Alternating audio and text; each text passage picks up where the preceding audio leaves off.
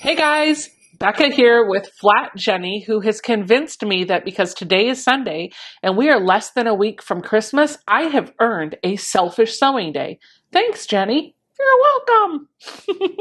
If you guys like the channel or anything that you see here, consider hitting that subscribe button down below and ringing the bell to the right of it. That doesn't cost anything from you, but it tells YouTube that you like what you saw, and so YouTube's going to let you know the next time I post a video or go live. It means a lot to me when people take the time to subscribe to my channel, so thank you in advance. What is selfish sewing, you may ask? Well, it's just a day where I'm going to take some time to do some sewing that I want to do because I want to do it, how I want to do it, when I want to do it, what I want to do, all of the things all around me and no one else. Like I said, selfish sew. If you're anything like me, this time of the year is great. But I usually find the last week or so before Christmas, I am frantically trying to wrap up some last minute Christmas gifts. So it's taking some time to not focus on those and focus on something I want to do is definitely worth it. The hardest part of this is just picking what is it that I want to sew. I'm a little creatively stunted right now and I can't think. So I know I want it to be something easy, something maybe a little bit mindless. And fortunately, we've gotten a lot of kits over the past couple of weeks. So really all I got to do is pick the kit that I want to start working on and just put it together. So let's do that. Okay, I think I've decided what I'm going to work on. I'm going to work on this Lemon Star mini quilt, but I'm going to have to do this a little differently. So the pattern is actually written with instructions to create half square triangle units from, oops, I dropped it, 2.5-inch strips of fabric using the Clearly Perfect trimmer. The problem is I don't have that trimmer available. It's packed away somewhere, and I don't even know what box to begin looking for it. I would probably spend more time looking for that template than I would if I just made half square triangle units the way I already know how to make them. So I am going to use the design here as inspiration, but ultimately what I'm going to do is cut my strips into 2.5-inch squares, make my half square triangle units the traditional 2 at a time way, and then I'll put them together to make this lovely little quilt block that I can quilt up and hang in my new studio, which, oh my goodness, that blue is going to go so nicely out there. So let's take you to the overhead shot and I'll walk you through everything I'm doing to put this together. I'm going to cut a bit more than just the 8 half square triangle units. I'm going to try to see if I can cut 16 because I'm wondering if I can do the stitch and flip method so that I can make sure that my squares really measure up to 2.5 inches unfinished. That would be really cool. Let's cut up as many squares from each of these strips as we can get. I'm going to start with the blue one. I'm not going to do both of them at the same time because I don't want to mess anything up. So I know that each pile, because this is folded over 4 times, each pile is going to give me 4 squares.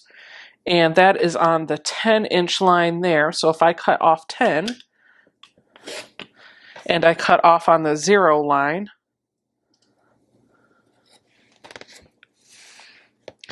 then I would be able to get 4 piles, which is 16. Nice.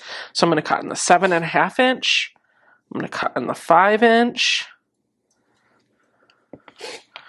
I'm going to cut on the 2.5-inch.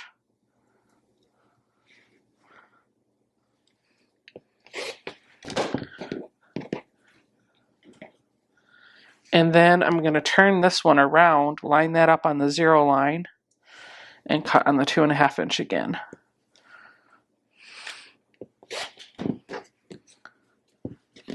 And now I've got 16 blues. I'm going to do the same thing to the purple. I think this is going to work out really well.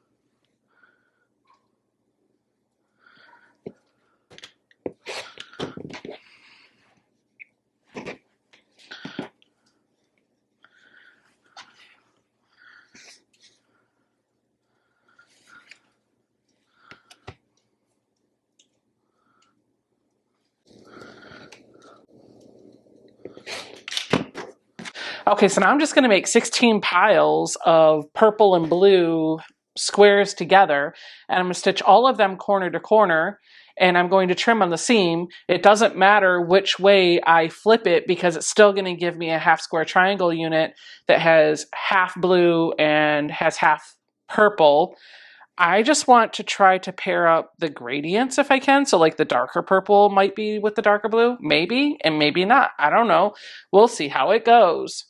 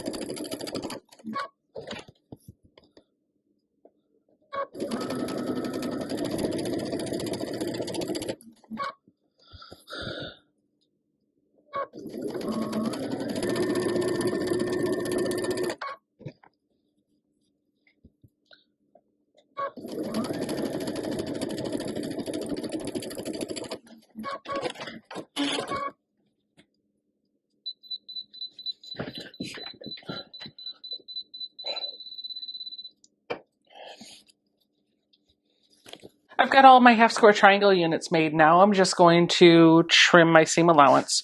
I'm going to lay each one of these down and I'm going to measure a 1/4 inch away from that seam.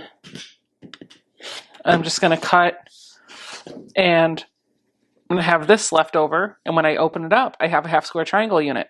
Nice. Do that 15 more times. These are my little extra triangle units, and I typically wouldn't keep these, but I know these could be put to use by somebody who loves scraps. So I may toss these in a box that I am collecting scraps in to send to Tiffany. They are technically bigger than 1 inch, and she said she keeps anything bigger than 1 inch. So Tiffany, I'm sending these your way. Find something to do with them.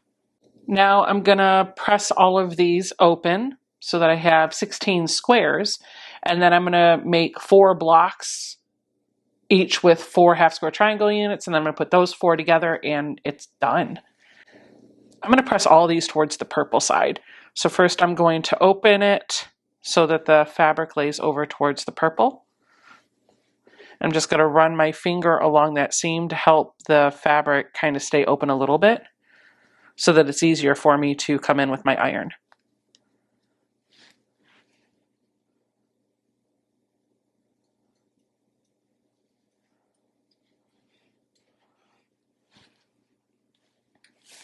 Just do a few at a time.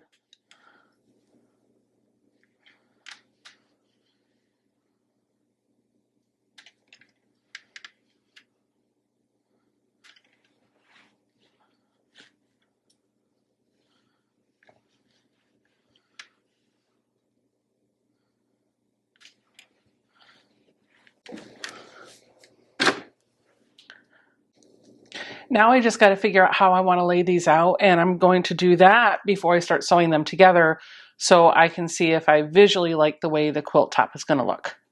That fire just kicked to life because I just threw a new log on it. Ooh, it's going to town. I'm definitely going to miss that fire when I move into my quilter studio.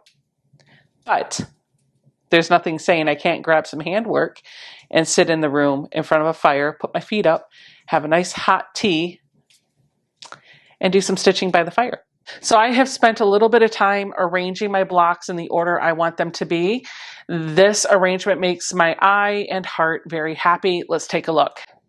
This is what they all look like, and the instructions just say to create 4 quadrants. So to sew these 4, then these 4, these 4, and these 4 together, press the seams, and then sew those 4 blocks into one giant 4 patch. And bada bing, bada boom, you have your quilt. So let's do that. When you're sewing these together, just be very careful that you keep the orientation of the fabrics the right way. Now all 4 of my quadrants are sewn and pressed, and now I just got to join these 2 together, and then that row together. So let's do the top first.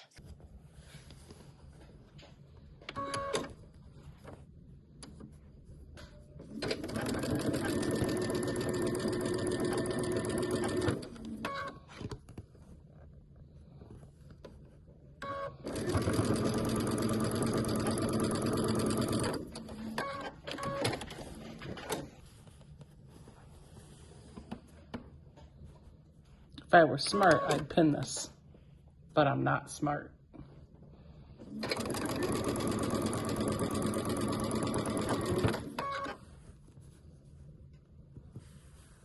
I like to live dangerously.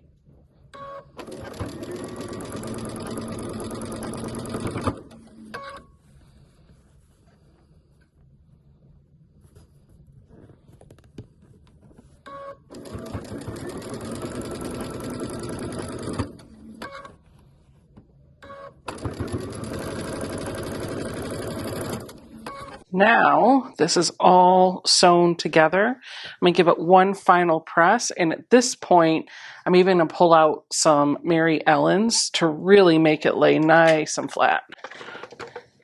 So I'm going to have to trim it up before I quilt it.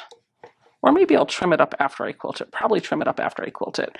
So here it is. This is my finished block. I love it. It still needs to be squared up. I still need to quilt it, but the top is finished and it's absolutely lovely. And I kind of love how I didn't stress too much about the ombre effect and where it was going to land, because it kind of gives it a little bit more to that shattered look. That's what it looks like to me, is like a shattered star. This is really neat.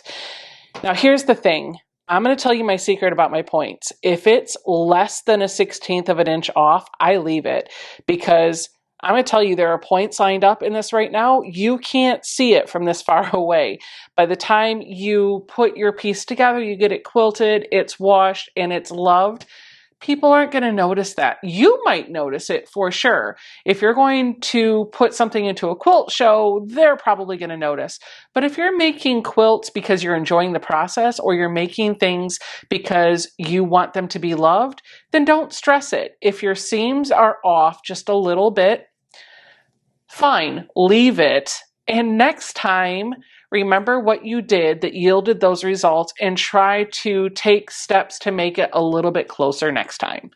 That's all you can do. Progress over perfection, right? All right, let's see what we have in the Missouri Star Advent. But before we do, let's flash back to 2018 and see what we got back then. Oh, and day 19, we got a really good item. I actually liked this. It was a small, I think 2.5 inch by 5 or 7 inch ruler that was perfect. It was a ruler that Missouri Star designed, and they still sell to this day. The nice thing about that ruler is that it works really well with charm squares. So I was really happy to get that. In fact, I think I still have that ruler somewhere. I just don't know where. Probably in a box waiting to be unloaded into the new Quilter studio. All right, let's see what we have in day 19 for 2021. I will say the package this time around is a bit smaller. Here's our day 19 package.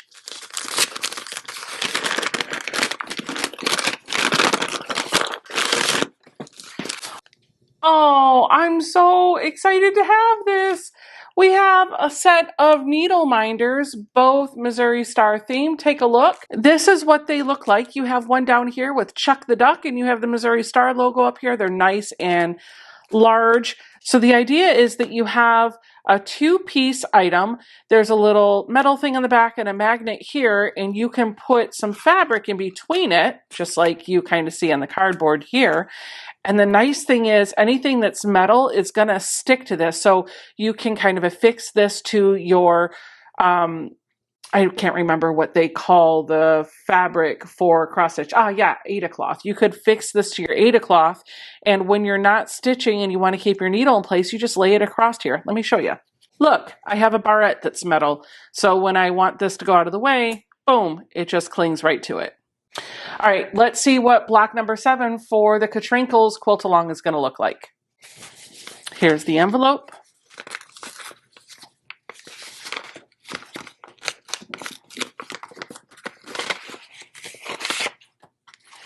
Okay, we have another rectangular template. This one is 0.75 inches by 3 inches, and it's got little holes in all 4 corners, plus the one there for like the little keychain. You can see your seam allowance all the way around it. That could be really useful for marking the corners if you want to put a pin or something through there.